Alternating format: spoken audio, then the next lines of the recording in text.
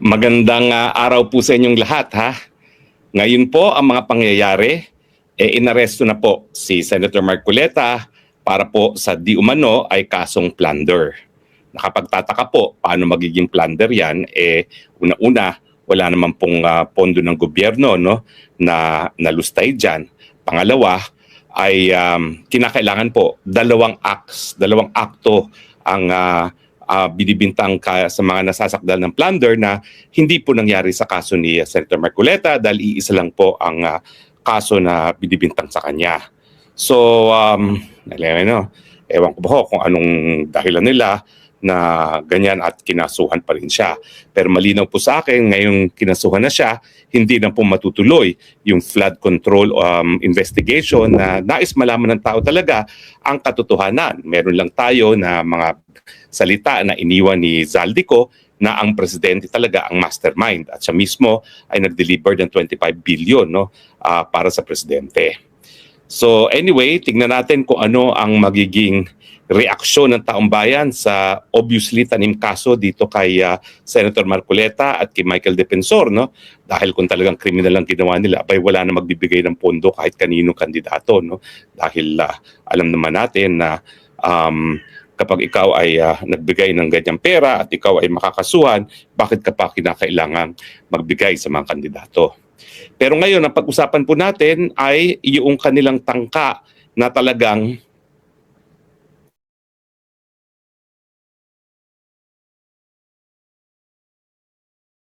Marcos forever, no? At ito po ay sa pamamagitan ng impeachment. Alam naman natin na itong ginagawa nila kay Senator Marcoleta ay pabawasan ng hanay ng mga sumusuporta kay VP Sara dahil ninanais nga nila na makonvict si VP Sara at sa ganon ay magkaroon din ng magkaroon siya ng permanent disqualification from office na hindi siya makakatakbo sa election sa 2028. Pero, ay nako, tangkain man nila yan, sa akin malinaw po, walang kahit anong ebidensya para matanggal si VP Sara. Karamihan ng kanilang mga paratang ay mga nangyari sa panahon na hindi pa siya vice president, pati ba naman yung inupakan niya yung sheriff, nangyari yun 2011 pa, long before siya ay naging presidente. So sa akin po walang saysayan pero kinakailangan subaybayan pa rin natin ang mga pangyayari. Inaantay ko lang po na pumasok si Professor Ana Malindugoy dahil marami tayong pag-uusapan na related sa political science, hindi lang po ito usaping legal, no? Usaping political po ito dahil ang sabi ng Korte Suprema, ito talagang impeachment ay sui generis. Hindi talaga siya purely political, hindi siya purely legal, no? Ito ay halong political, halong legal. At titingnan natin na through Professor Ana Malindugoy, malalaman natin yung political aspect ng mga pangyayari dito sa impeachment trial ni VP Sara, no? At ako naman ang tawag ko ay ang pagtangkang apihin si VP Sara. Kasi ako naman ang tingin ko hindi ever magpapaapi itong si VP Sara, no? Pero nagtatangka sila, no? Ayan, kasama na po natin para maintindihan natin yung mga political aspect ng impeachment ni VP Sara. Si walang iba po kundi si soon-to-be Dr. Ana Malindugoy. Congratulations at natapos na iyong dissertation na defense at soon-to-be doktor ka na. Sana wag ka magbago kapag meron ka ng titulong doktor. Welcome muli po sa Kongreso ng Mamamayang Pilipino. So, Doc, ano muli tingin mo dun sa pangyayari kay Senator Marcoleta bago natin himayin ang mga nangyari sa pag-aapi nila, sa pagtangkang apihin si VP Sara dahil sa tingin ko hindi naman nila maapi talaga si VP Sara, no? So, your thoughts on Senator Marcoleta's plunder case?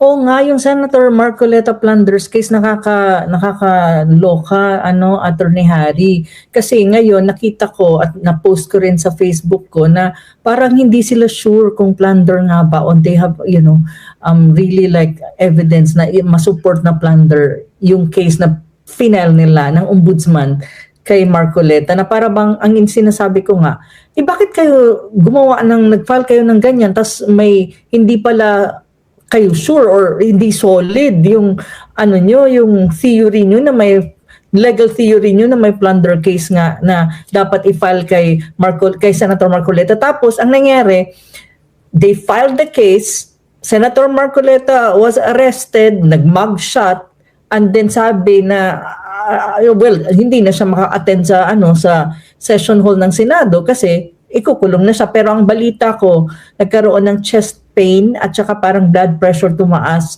Kaya si Senator Marcoleta sinugod sa hospital. Ang hindi ko lang alam kung binalik na siya sa Sandigan Bayan to face the warrant nga. So sa akin parang napaka-funny naman, only in the Philippines nangyayari ng gano'n na nakulong na mugshot na, tapos sasabihin nila, ay, hindi pala kami sure kung talagang yun nga ang kaso, matibay. Parang, sabi ko, kagaguhan only in the Philippines na may gano'n. Tapos sa akin, politically motivated yan. Alam naman natin ng Attorney Harry, obviously. Sa tagal natin, sa edad natin, mas bata ako sa'yo, pero hindi na tayo bata eh. I'm already in in the 45, 46 years old, and ikaw medyo mas matanda sa akin ng konti. Alam 59. Naman natin sa Pilipinas, sa Pilipinas na every election, marami naman talagang nare-receive ng mga donations at saka political funds for campaign ang mga kumakandidato. Ngayon lang din ako nakakita na, magpa-file ng plunder case na wala namang, hindi makonek eh. Kasi when you talk about plunder, lawyer ka, it has something to do with, ginamit mo yung opisina mo to receive bribe. Yes. It has, or you compromise the republic by doing it. But this is basically a private donation. So parang asan yung connect doon sa ibig sabihin ng plunder and yung sinasabi nila na donation na around umabot ata ng 70, pero ang nakakaloka 75 million daw.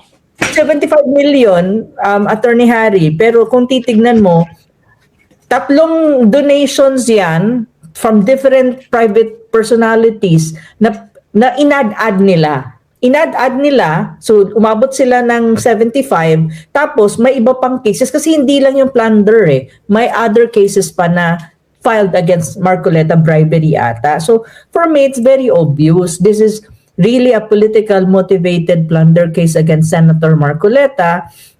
Well, alam naman natin, hindi lang naman si Senator Marcoleta ang nasa kulungan eh. Jinggoy is already nasa kulungan, suspended pa nga. And then you have Senator Bato with the ICC warrant of arrest na kinasabi nilang fugitive. So, ang tingin ko dito, Attorney Harry, hindi ito yung huli.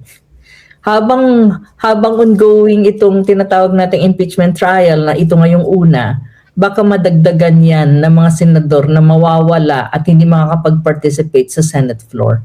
That's my Siyempre, obvious naman na talaga ang pakay nila, mabawasan yung hanay na susuporta kay VP Sara dahil talagang gusto nilang matanggal si VP Sara dahil pag natanggal na siya, pwede na siyang kasuhan ni Ombudsman Remulla ng kung ano nung mga kasong kriminal na at saka dun sa pagtatanggal sa kanya, pwede rin mag-impose ng penalty of perpetual disqualification ang Senado kung gugustuhin nila.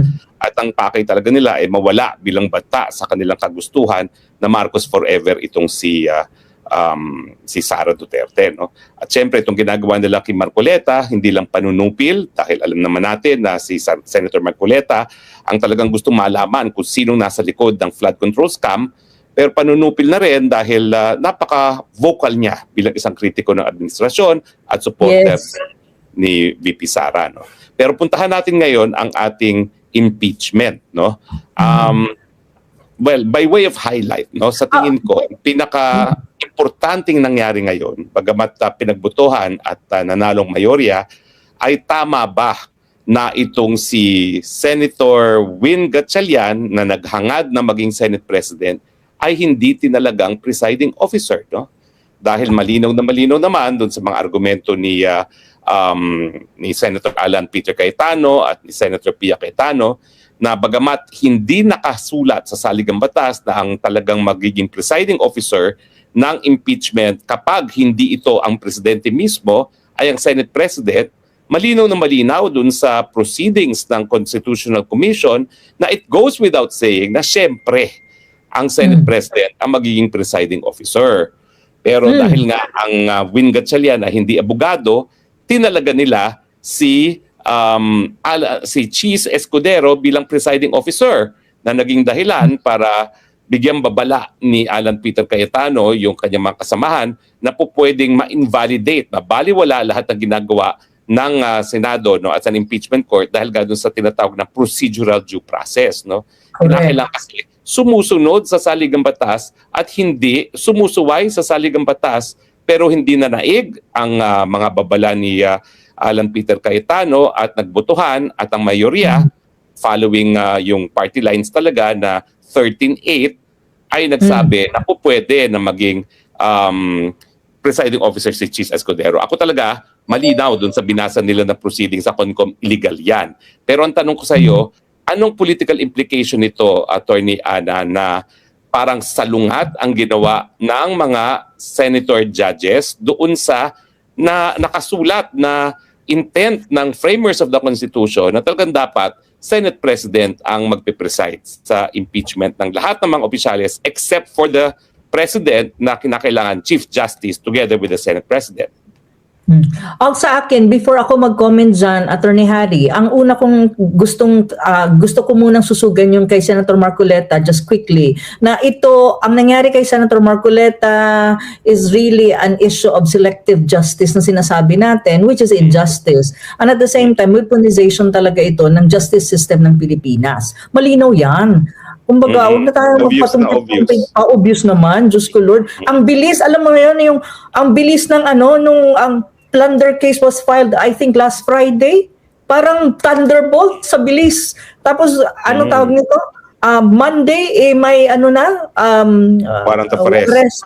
Warrant of arrest. Tapos, nag-file ng motion to quash, I think, and delayed yung ang arrest to kay Senator Marcoleta. As in, pagdating niya doon, nag-file siya ng motion, hindi na parang dismissed and denied. As in, there and then, di ba usually, ang alam, kasi marami akong experience sa court proceedings, no? It will take some time. Yung motion, pag final mo sa korte, re-review pa yan, titignan pa, and it takes time. May days yan. Kasi i-examine pa kung may merit yung motion mo. Walang, pumunta siya doon, dismiss, tapos, huwag ka na daw umalis kasi aarestuhin ka na. Sabi ko, ibang klase din talaga ang justice system ng Pilipinas. Well, the executive pa rin kasi it belongs to the pa rin, di ba? Ang Sandigan Bayan. Under hindi. Judikatura ang Sandigan Bayan. Pero tama ka. Kasi unang-unang trabaho ng mga mahistrado ay dapat tignan kung may probable cause. Parang pinaliwala nila yung kanilang obligasyon na tignan kung may probable cause pa. Pero ako kasi, as a lawyer, ang requirement kasi sa plunder, dalawang akto dapat ang gagawin, no? Ito, isa lang ang pinipinpoint nila, pagtanggap lang ng campaign donation, no? Dapat may pangalawa pa, series of acts kasi yan, ang sabi ng Korte Suprema sa kaso ng Estrada versus Desierto, no? At saka syempre, yung sinabi mo kanina, hindi naman pwedeng maging kriminal ang pagbibigay ng campaign funds. Otherwise, lahat ng mga bilyonaryo sa Pilipinas ikukulong, no, for plunder. Correct. So, tama ka dyan, talagang selective justice. At hindi rin natin ito madidismiss dito sa ongoing impeachment ni Sara Duterte kasi nga nais nilang mabawasan ang hanay ng susuporta kay VP. No? Pero anong tingin mo, from a political point of view, ano yung significance na yung Senate President na dapat nagpe-preside ay hindi siya nag-preside? Ang hindi ko maintindihan, kung talaga namang hindi kakayanin mag-preside ni Win Gatchalian, bakit siya nagnasa maging Senate President at bakit hindi nila hinalal si Cheese Escudero as Senate President? Your thoughts? Una, tama ka kanina yung sa kay Marcoleta, it's a selective justice which alam naman ng buong mundo yan and even ng mga Pilipino. Pangalawa, ang isang implication politically, hindi makakapag-participate si Senator Marcoleta sa impeachment proceedings na nangyari sa Senado, which is kawalan really. Kasi to be frank with you, isa si Senator Marcoleta sa iilang senador dyan sa Senado na alam mo, kapag nagtanong siya, may laman. may matututunan ka rin kapag nakikinig ka. Pero ngayon, wala eh. Nakulangan tayo ng ganong klaseng senador. Kasi sinasabi ko nga sa interview ko sa ESPN, it's very important for senators to know and to ask the right questions. Yun ang sinasabi ko. On the other hand, yung question mo na yung tinatanong mo sa akin kung anong political implication na itong si Senate President Gatchalian, parang naging ano siya dun. Alam mo yan, yung image na si Escudero is presiding officer, tapos dalawa silang nakaupo on the platform. Sabi ko, ano ba ang role ni Senator Gatchalian doon? Assistant or trophy? Kasi ang nangyari kay una, ang implication dyan, doon sa tawag nito, intervention ni Senator ng dalawang Cayetano. Actually, it was two of them. Actually, Pia Cayetano pointed some jurisprudence. Unang implication politically, nga ina-accuse na nga sila at ang administration ng tinatawag mong bending the law to their side and to their advantage or kung saan convenient, politically convenient for the administration and its allies, which is very glaring naman in this regard. Alam mo yun, napaka-glaring din talaga ng maniobra, politically na maniobra kanina sa Senado kasi Senator Cayetano was objecting, may i-explain niya yung vote niya, pero ang sinasabi, talagang kinakat siya magbubutuhan muna sila before ka pagsalitain. So, ibig sabihin, nakaplano siya, may script siya from the start. They're following a script. Kasi kung walang script, bakit ganun ka, alam mo yun, tsaka I don't know, I just feel that there was really something wrong with the proceeding na para bang it should be the reverse. You explain why you're opposing before you even go for voting. Kasi there's no point na papagsalitain mo siya tapos nangyari na yung voting. So yung implication na binabato sa administration at sa ibang mga politicians, even some senators na they're bending the law to their advantage and to their side and circumventing the provision of the Constitution, even the intention of the framers of the Constitution was very glaring at that point. So ang dyan, impact sa mga Pilipino is a question na first day pa lang ba, magkakaroon ba talaga ng political legitimacy itong proceeding na to, impeachment trial, kung sa first day pa lang, problematic na dun mismo sa pag-i-elect ng tinatawag mong presiding officer. But nonetheless, wala tayong magagawa kasi they already have, the elected presiding officer. On the other hand, katabi niya ang Senate President. So ang tanong ko ngayon, Attorney Harry, ano na ngayon ang magiging papel ni Gatchalian? Ano ba siya doon? Siya ay Miron, dekorasyon. Dekorasyon pero siya alam mo, doon. Oo, tama ka dun sa sinabi mo na talagang nanaig ang politika. Samantalang malinaw ang nakasaad sa saligang batas, no? Na dapat it goes without saying na kapag ang ini-impeach ay ibang opisyales bukod sa presidente, si Senate President talaga ang dapat maging presiding officer. At pinasa naman paulit-ulit ni Alan at ni Pia ang probisyon ng yung journal ng Constitutional Commission na binaliwala. Pero ang tanong ko sa iyo as a political scientist, ano yung implication na parang malinaw naman na talagang kinakailangan yung Senate President ang presiding officer in a both political and judicial proceeding, pero pinilit nila na ang gawing Senate President ay hindi abogado, no? Kaya naging dahilan na kinailangang maghalal pa sila ng abogado as presiding officer.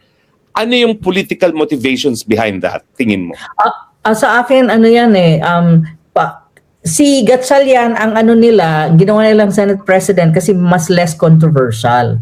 Pero behind the scene, ang gagawin nilang, ang presiding officer is si Escudero kasi they need someone na seemingly would be justifiable kasi lawyer nga naman si Escudero. So hindi mo rin pwedeng sabihin na there is something wrong or there's hocus-pocus sa ginagawang impeachment trial precisely because you have a competent quote-unquote presiding officer who's a lawyer and at the same time naman may experience din siya sa impeachment trial kasi naging part siya previously ng mga impeachment trial na naganap. So parang they're trying to package it in a way na ang optics is magkakaroon ng tinatawag mong legitimacy ang the whole proceeding by having a lawyer senator na presiding officer. However, ang problema dyan kasi, when you talk about political legitimacy, it has to have basis. Yun ang tinatanong ng mga tao. Kung gusto mo si Escudero pala or a lawyer, bakit hindi siya ang inelect ng Senate President? Pumunta ka kay Gatchalian dahil ba controversial si Escudero kasi lumipat ng kampo and then there's supposed to be a case filed against him which is also plunder. Ganun ang question ngayon. So, in terms of political legitimacy ng whole proceeding, that is already a question na nandun sa, in the minds of the Filipino people and even other people na nanonood. Kasi, I think, hindi lang ang Pilipinas, hindi lang mga Pilipino nanonood sa impeachment trial Tinututukan din niya ng ibang mga countries. Kanina nga, I had an interview with RT. Imagine mo, katatapos lang ng impeachment trial, they asked me already to be on board live. Ibig sabihin, maraming bansa ang nakatutok sa Pilipinas. So, dun sa first day, may question ka na of political legitimacy. So, mayroon ng dun sa utak ng mga tao. So, hindi natin alam. Pero sa akin kasi, I think they're really trying their best to make the whole proceedings, seemingly there's legitimacy to it na hindi siya political persecution by having someone who can possibly, be the presiding officer kasi may alam siya sa parliamentary procedure. Alam mo yun, kasi parliamentary procedure ang kailangan mo dyan na kabisado mo. Pero to be fair with Escudero kanina, Attorney Harry, okay naman ang kanyang trabaho. Medyo okay naman. Wala pa namang hindi kaaya-aya. At saka, I think one thing that I actually agreed on na sinabi ni Escudero is yung threshold na to convict the Vice President, you need 16 votes because because of the Article 21 na sinasabi na 24 senators nga naman talaga ang composition ng Senado. And even the Constitution is very clear on that. So that one, I was quite happy to hear from him na ganun ang sinabi niya. Pero ang tanong kasi, mayroon ako dyan medyo caveat kasi open-ended din ang sinabi niya na we'll discuss later about the issue ng ibang senador na wala sa floor. Ang titignan nila yung rules kung anong pag-uusapan nila as yung colleagues. So parang sa akin, ano ba ito? Subject to negotiation pa rin ba yung 16 as threshold? Kasi mayroon ganong klaseng parang ganon ang basa ko Oo. Well, alam mo, nakita naman natin kanina kung bakit sinasabi nila na sui generis itong impeachment. It's neither political nor legal. Kasi in the end, the issue of whether or not ang presiding officer ay dapat ang Senate President, pagamat it is a legal issue, naging political ang kasagutan nila based on numbers. No? They really voted on party lines. No? Majority versus minority, 13 and 8. No? Kasi yung dalawang miyembro ng minority ngayon ay nakakulong. No? Si Senator Jinggoy, si Senator Marcoleta, at saka nagtatago itong si Senator Bato. Pero ang caveat ko lang sa kanila, there are limits. Kasi alam mo, kami nagsampa ng kaso nung ina-attempt nilang impeach si Chief Justice Davide at nanaig kami. At ang sinabi namin, bagamat the Senate is the sole judge of impeachment trials, still, yung pag-conduct ng trial must be pursuant to the Constitution. At dahil nga bago na ngayon ang provision ng ating saligang batas na the Supreme Court has the obligasyon na ipawalang bisa ang kahit anong gawain ng ibang sangay na gobyerno kung ito ay labag sa saligang batas at labag sa mga umiiral na batas. So bago na ngayon ang ating definition ng judicial power. Hindi ibig sabihin na palibasa sole judge ang Senado, hindi na sila po pwedeng reviewin ng ating Korte Suprema kung ang gawain nila ay labag sa saligang batas. At sa tingin ko, tama naman na nagbigay babala na itong si Alan Peter Cayetano na talagang mali ang ginawa nila, labag sa saligang batas at po pwedeng mapawalang bisa yan. So anytime I expect the minority bloc to go to court on the issue of presiding officer. Pero balikan ko naman yung may sinabi ka kanina na habang nagsasalita sila about the qualifications of Cheese, lidabas ni Alan Peter Cayetano yung katotohanan na binuksan ang lahat ng bank accounts at mga tax statements ni Cheese Escudero in connection also with plunder, no? Why do you think that was important na Yun na nga biniling eh. out yan ni Alan at talagang pinigilan siya ni Sherwin Gatchalian from pursuing that way? Oo, kasi parang strike daw yung statement na yun Yes. sa Bakit sa records. tingin mo? Ayaw nilang Kasi naman, kasi ito nga yung sinasabi ko. Malinaw naman kasi kung ano ang problema kay Escudero at ano ang perception ng mga tao sa kanya. Sabi ko nga, 'di ba, politically, nung una nasa minority siya. Okay? Kakampi niya itong Senator Marcoleta. Parang Villanueva din yan eh. Then at the end of the day, because may seemingly haharapin siyang kaso, bumaliktad at biglang umattend doon sa nangyaring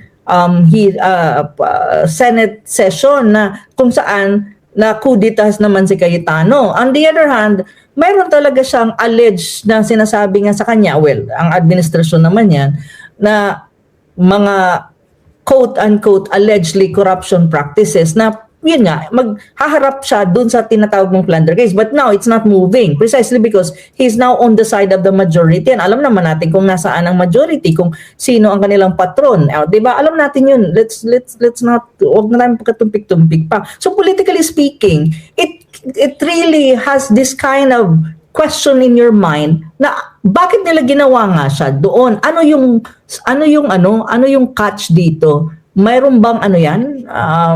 May catch ba yan? Ang totoong score? And on the other hand, it's also not, politically, hindi siya magandang tignan. Bakit? Kasi you have a presiding officer ng impeachment trial na kung saan ang kanyang imahin is also questionable precisely because supposedly he should be facing a plunder case as well. Pero siya na ngayon In other words, mayroon kang alam mo yung imahin na hindi okay, na para bang, iyan ang ating presiding officer. In other words, paano ka mag-preside na one of the grounds for impeachment? Wala kang moral ascendancy. That's the right word. Okay, yung aspect ng moral ascendancy, di ba? Kasi the presiding officer in a very critical, sensitive impeachment trial na may kinalaman sa isang napakataas na opisyal tulad ng Vice President Sara Duterte, for it to be very believable, legitimate, and acceptable and to every party concerned, including the Duterte side, the Marcos side, and all sides, you need to have a presiding officer na hindi tainted ng any kind of allegation, especially when you talk about corruption. And Cheese Escudero, I'm sorry, Senator Cheese, but you are being tainted with all of this. Well, it's an allegation and it should be proven in court. But yun ang problema dun, yung imahin na yan, nandyan nakatatak. So, ang mga tao nag-isip, ano ang catch, ano ang negotiation with the admin, ano ba talaga, bakit nga ba siya? Andyan naman si Gatchalian. Nagpa-elect si Gatchalian, tapos hindi pala niya kayang mag-preside dun sa sa impeachment trial. Nakapagtataka rin na hindi umalis sa podium si Gatchalian. At dalawang nga sila, di ba? Which reminds us of the impeachment of ERAP na dalawang nakaupo, si JPE at saka si Chief Justice Hilarion Davide. Pero the point nga is, under the Constitution, mangyayari lang yan na dalawang nakaupo sa podium kapag ang ini-impeach ay presidente. Pero, nagpumilit na itong si Sherwin ay nasa podium as if they are anticipating a Supreme Court decision na kinakailangan ang nagpe-preside ay ang Senate President. At siguro ang sasabihin nila, nandun din ang Senate President nakaupo, bagamat siya ay palamuti dahil ang talagang nagpe-preside ay itong si Senator Cheese Escudero. No? So puntahan naman natin. Circumventing technicalities, no? Technicalities ang ansira nila dyan. Anticipating kung ano yung sasabihin ng Korte Suprema. Puntahan naman natin yung issue na dapat bang sumipot si Sara Duterte dahil may arraignment, no? Ako'y nagtaka nung sinabi nung Jervil Ruistro na kinakailangan umapir daw itong si Sara Duterte dahil kinakailangan siyang i-arraign. Abay sabi ko, saan bang planeta galing itong si Jervy Luistro? Bakit niya naisip na isang impeachment is a criminal case na merong arraignment, no? Ang sabi lang ng rules of the Senate is the rules of court will have suppletory effect, pero hindi naman sinabi ng saligang batas na ang impeachment will proceed as if it is a criminal case na merong impeachment, no? Ang nababanggit lang sa saligang batas kinakailangan mag-file ng articles of impeachment at kinakailangan sumagot ang presidente, no? O kung sino man yung nai-impeach. Walang sinasabi na arraignments. Ang kaya nakuha ni Jervy Luistro yung pagpilit niya na dapat sumipot si Sara Duterte dahil siya ay dapat ma-arraign. At syempre, kaya gusto nila na arraignment na babasahan ng mga charges para mapakita na parang kriminal na si Sara Duterte, no? At na binabasahan bago maglitis, no? So talaga namang buti na lang may enough sense naman itong si Cheese, bagamat merong lamat ang kanyang pangalan, hindi lang dahil siya ay baliktarin, kundi siya mismo ay meron din lamat yung kanyang integridad pagdating sa graft and corruption. Mabuti na lang tinupad niya yung sabi ng saligang batas na wala talagang arraignment. Pero ikaw, bakit importante sa mga kalaban ni VP na personal siyang dumalo dito sa paglilitis? Sa akin kasi, I understand the strategy and the constitutional right of the Vice President when it comes to this. Mayroon siyang may counsel, mayroon siyang mga lawyers, there's a defense team, and I think they're very competent, Attorney Harry, sa kanilang trabaho at anong gagawin nila. At alam nila kung bakit nandyan sila, at feeling ko naman for the longest time, inaral nila itong impeachment, articles of impeachment at paano didepensahan si Inday. Well, ang sa akin kasi, nasa kay Inday talaga yan. Kung gusto niyang mag-appear anytime, hindi naman kailangan na first day, no, of trial or any, medyo mahaba-haba itong trial. Hindi ko nga alam kung kailan naabutin to kasi ang defense gusto niya mabilisan, which is good. Sana mabilis, fast track. Pero I think ang strategy ng kabilang parlor i-drag in nila ito. Kasi ang sabi nga ni Gatchalian, baka umabot ng 7 months. Sabi ko, ano na to? The-drag nila yan para umabot ka dun sa 2027, which is malapit na ang preparation for 2028 election. So it's a political move. That's a political strategy on their side. Sa akin kasi, to be very honest, kung ako lang ang tatanungin, but of course, this is my personal opinion, and I respect the Vice President, whatever she decides, at ano ang makakabuti para sa kanya at sa defense team. Alam nila ang ginagawa nila. Pero sa akin kasi, hindi man ngayon, maybe in a matter of time, I would still, hindi dahil sa kung ano pa man na rason, pero kung ako lang the Vice President should try or should at least appear and, directly answer the questions, not necessarily for anything, kasi ganito lang yung kasimple.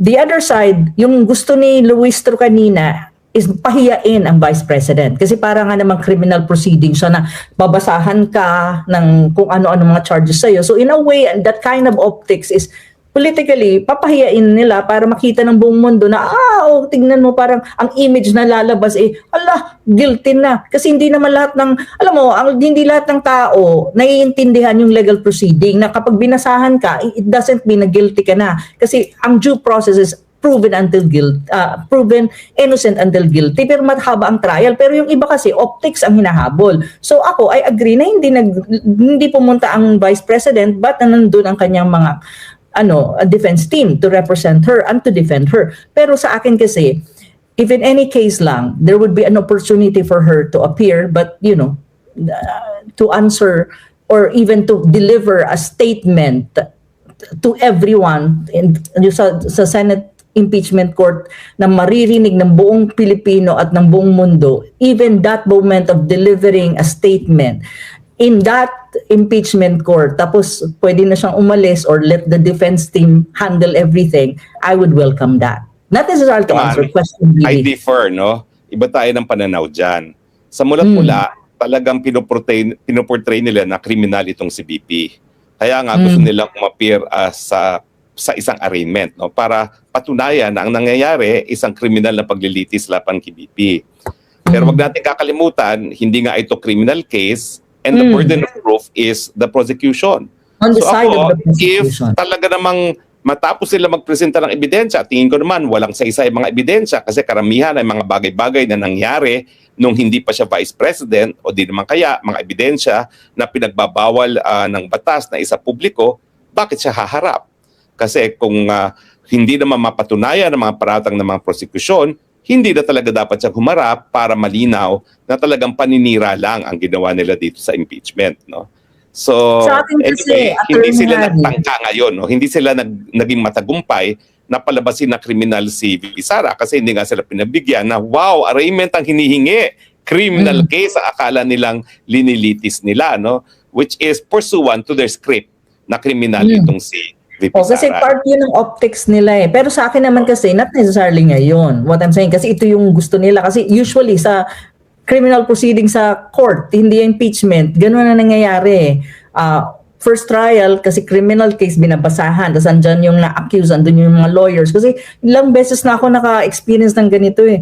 So sa akin kasi, not necessarily on that point na alam mo yun, i-ask ng question or yan, first day. Sa akin, ang gusto ko lang makita is she will be there to deliver, parang sampal ba? Deliver a speech, saying what she wants to say, and then after that, okay, thank you, my defense team will handle everything, goodbye. Well, anyway. Bahala na kayo dyan, defense puntahan team. naman natin, Prof. Mangyari. Pero hindi ko alam kung pwede yun, ha? Oo. Puntahan man natin, Prof. Ana, kasi I have to go at 10 minutes after 10, no? Puntahan natin sige yung lang. order ng presentation ng evidence, no? Ang order of presentation ay yung banta laban sa buhay ni Presidente. Una nilang papatunayan di umano. Article 4. Pangalawa, yung pangungurakot daw, pagdidiskalpo ng confidential funds, Article 1. Tapos yung bribery, yung panunuhol sa mga empleyado mismo daw ng DepEd. At pang-apat, yung unexplained wealth, no? Ang aking obserbasyon dito, bakit kasi hindi nila sinunod yung articles of impeachment na i-file nila?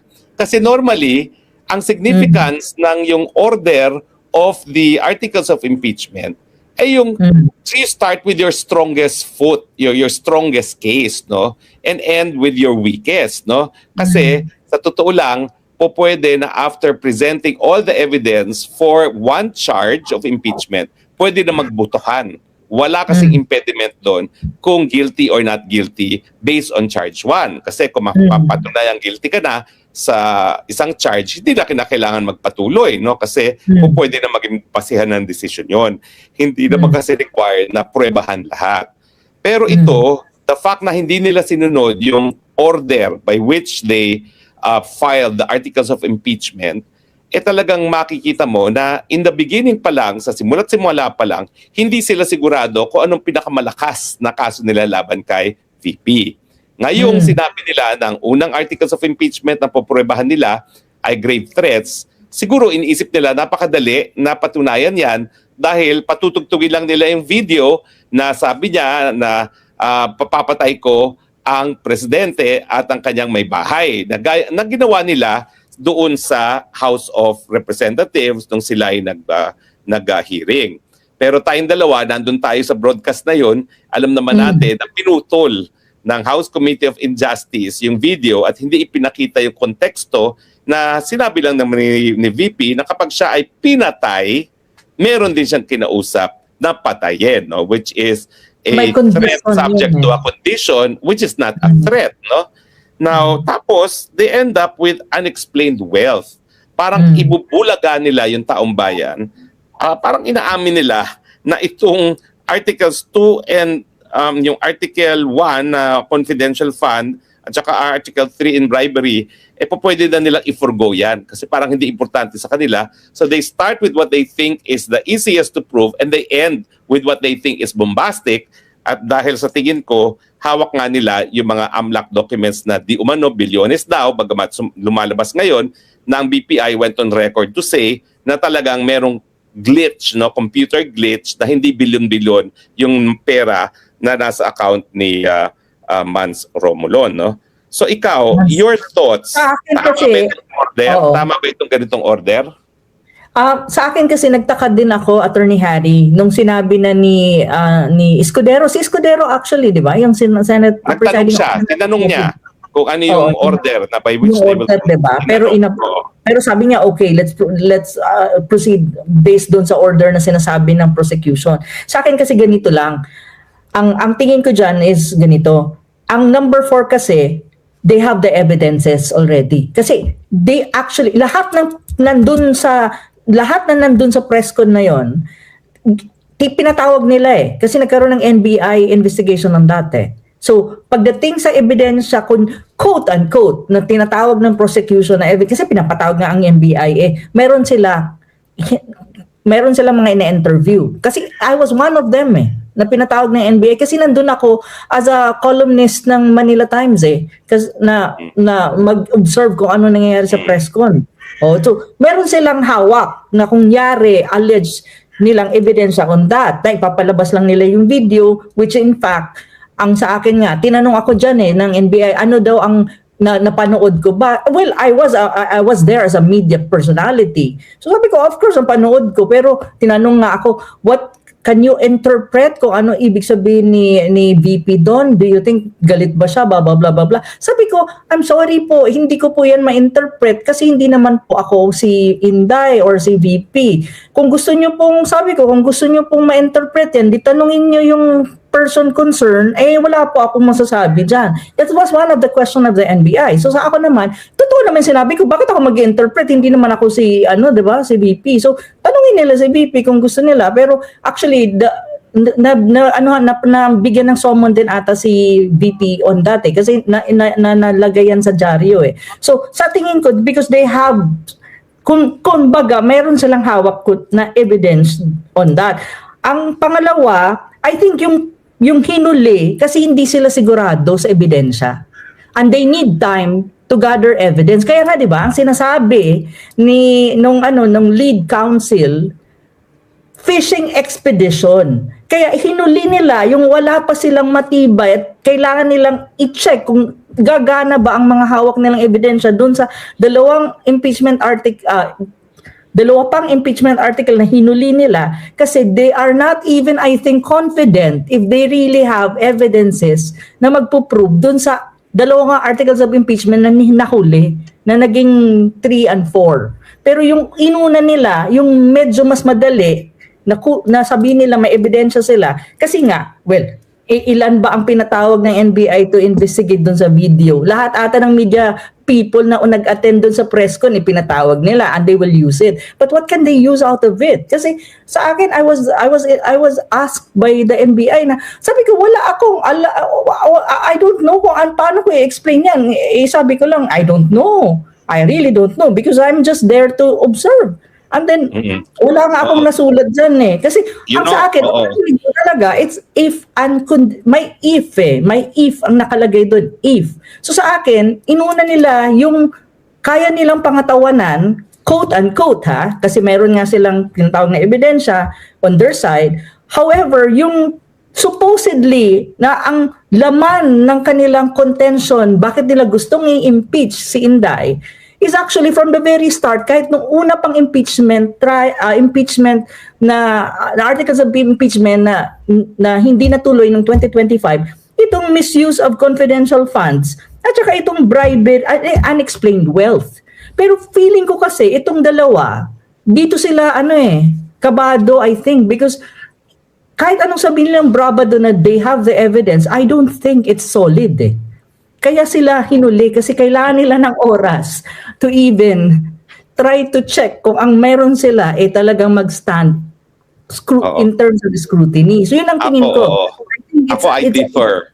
Ang feeling ko, gusto nila i-shock ang publiko with the unexplained wealth. Maski magiging nilang presentasyon para mag-stick sa utak. Mag-stick sa utak ng taong bayan na kurakot nga itong si BP Sara, no?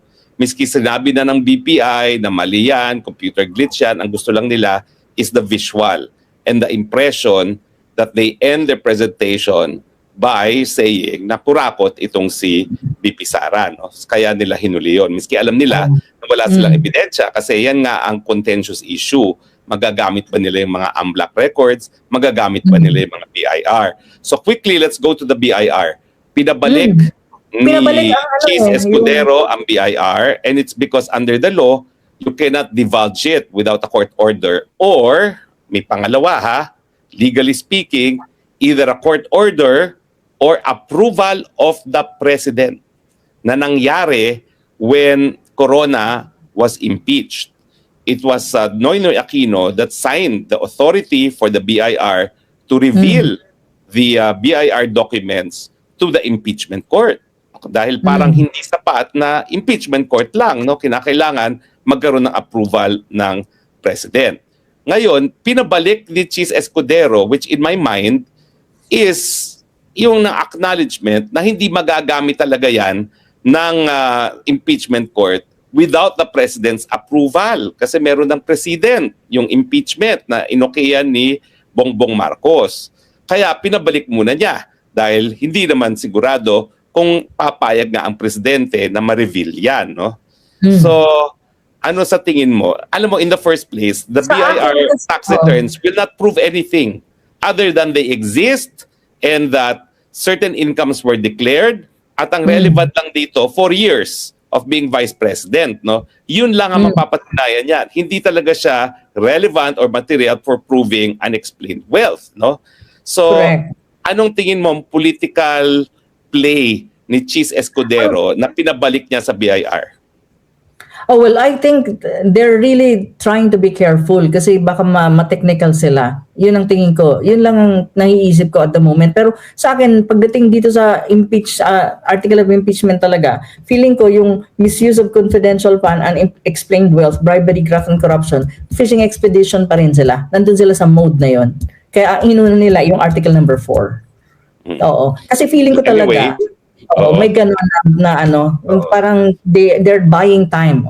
On the other hand, dun sa pagpapabalik ng BIR, I think it's more about nag-iingat din ata ang itong si Escudero kasi nga may tinatawag kang bank secrecy law.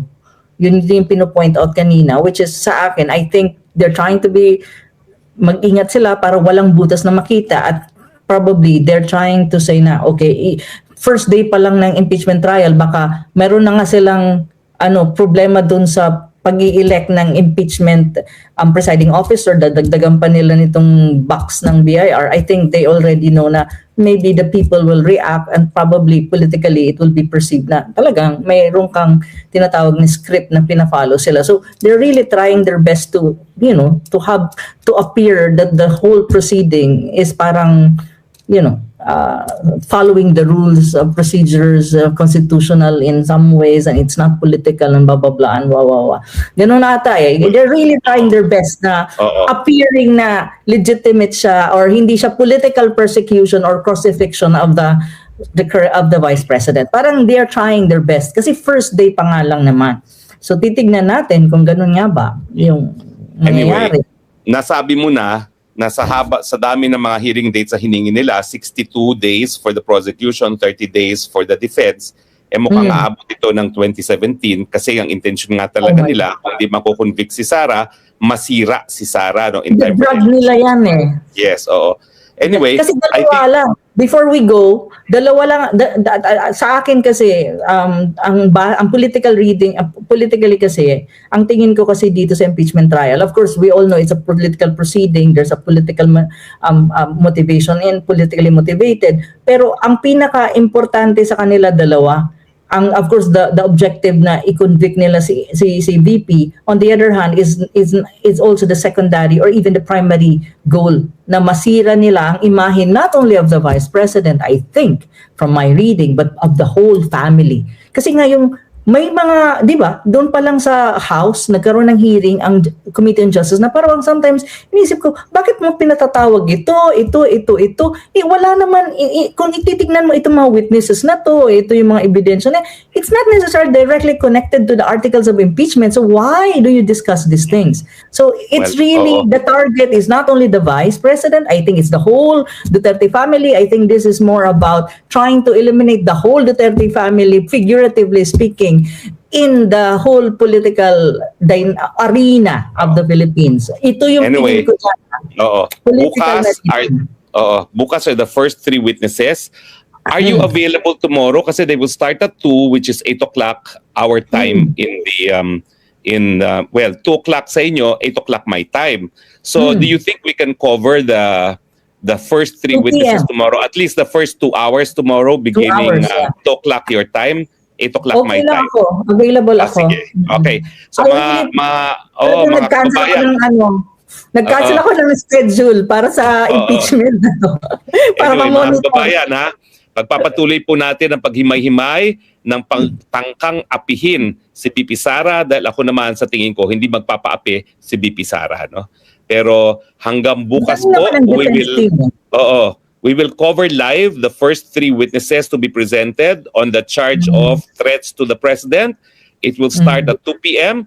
So Professor Ana and I will be there para tulungan kayong himay-himayin ang mga pangyayari sa paglilitis ni VP Sara. Meanwhile, maraming salamat po sa inyong pagtangkilik. Salamat. Bukas Ito po ang ulit. inyong Kongreso ng Mamamayan ng Bayan na nagsasabi, kayo po ang tunay na representante ng taong bayan.